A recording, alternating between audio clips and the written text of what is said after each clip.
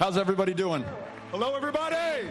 I am so glad to be here with you all democratic today. Party के सदारती ticket के उम्मीदवार हाल ही में तरक्की पसंद ग्रुपों के मेंबरान और यूनियंस के सामने ऑडिशन के लिए पेश हुए। इनमें रियासत मैसेच्यूसेट्स से सेनेटर एलिजाबेथ वॉरेन भी शामिल थीं। Trump administration is ट्रंप इंतजामिया कौमी सलामती के लिए जीता जागता खतरा है और हमें इसको सामने लाना होगा। security, and we just have to call it out. नस्ली अक़लियतों से ताल्लुक़ रखने वाले कई उम्मीदवार भी 2020 की मुहिम के लिए मैदान में हैं। इनमें कैलिफोर्निया से सेनेटर कमाला हैरिस, सदर ओबामा की काबीना के रुकन हुलियन कास्ट्रो और न्यू जर्सी से सेनेटर कोरी पुकर नुमाया नाम है। ये इलेक्शन एक शख्स को ओहदे से हटाने से बढ़कर है।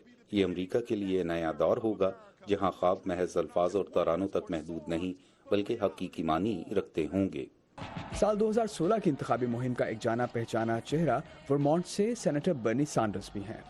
And what I pledge to you मैं अहद करता हूं कि अगर मैं सदर मुंतखब हो गया तो निचली सतह से सियासी तहरीक चलाने के लिए पूरे मुल्क का दौरा करने वाला सदर बनूंगा। of a grassroots political movement.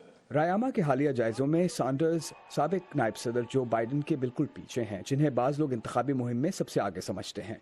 उन्होंने अब तक मैदान में उतरने का बाज़ाब्ता ऐलान नहीं किया और इस वक्त उन्हें कई खवातीन की जानिब से नामुनासिब तरीके से छूने के इल्ज़ामात का सामना है।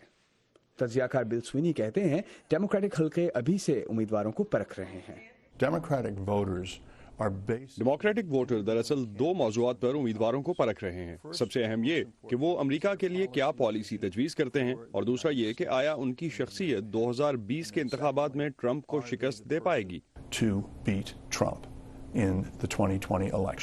हालिया जायजों के मुताबिक चंद गैर मारूफ डेमोक्रेट्स में मकबूलियत हासिल कर रहे हैं, जैसे साबिक टेक्सास कांग्रेसमैन पेटो ओरोर्क, सेनेटर कमाला हैरिस और रियासत इंडियाना के शहर साउथ बेंड के मेयर पीट बुटिजेग। एक बात तो तय है कि डेमोक्रेटिक वोटरों के पास खासी चॉइस मौजूद होगी। दूसरी जानिब सदर कहते हैं वो इंतजार में है कि अगले साल उनके मद्दे मुकाबिल कौन होगा।